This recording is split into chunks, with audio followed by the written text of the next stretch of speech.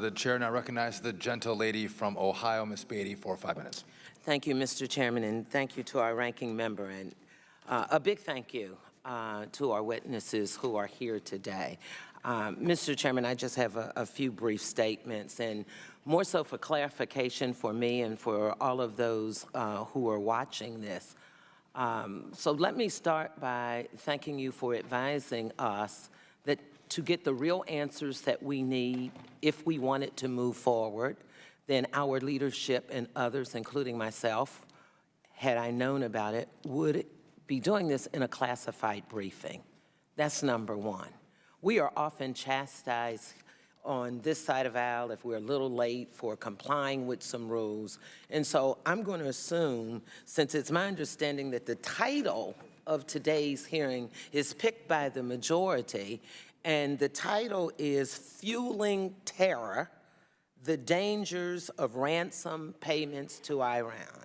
So if they really thought that this was a problem, seemed like you'd want to be more armed by being in a classified setting where you could get real information. If you don't want real information and you just want to showboat, then you do, or you get what we're seeing here today.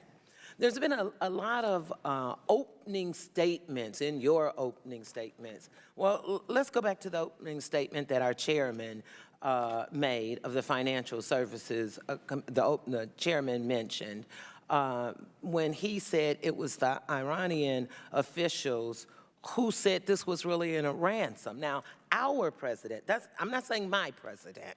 Let's get something clear. The president of the United States is our president. So our president is telling us that it was not. He was trying to save lives and bring them back home. So let's figure out who the real enemy is here.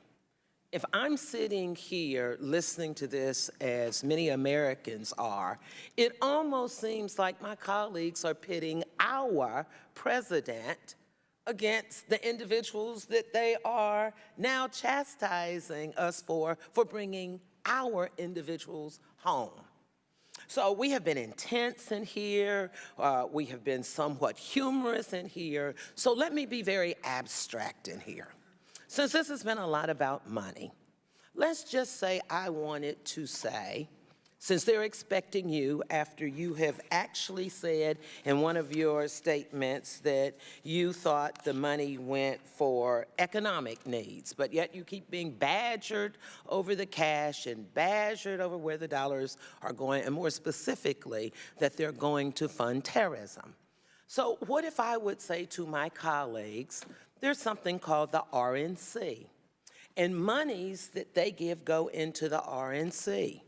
So would they remember or know if their monies to the RNC that went to the presidential candidate, Donald Trump, who I believe excites terrorism, would they be able to then say back to me why they did? Let's assume most of them didn't give to him. Interesting, isn't it? But we know their dollars will go in to fund a presidential candidate who excites terrorism, a presidential candidate who's not about saving lives, who makes fun of those who are disabled, who degrades women, and yet they stand here wanting to question our president for going back and giving the money that belonged to them already. It was their money. He gave them back. Now, I also think you would use words like it was incredibly brilliant that our president cared so much about those individuals who were being held there that he wanted to do one thing. And if he's guilty of something, it was to make sure that the timing of the transaction, it was already done that he was giving the money. That wasn't a secret. We knew he was giving it. We even know how they lined up the foreign currency to be put on the pallets to give to them. So that's not a secret. If you're trying to do something that is not legal or fair, you don't publicize and describe it and you say it. So it was the timing that he wanted to do to make sure that people were returned safely. So I want to thank you for trying to be helpful. I want to thank you for your answers. But I think you said it best when you said, you're not there knowing how the dollars are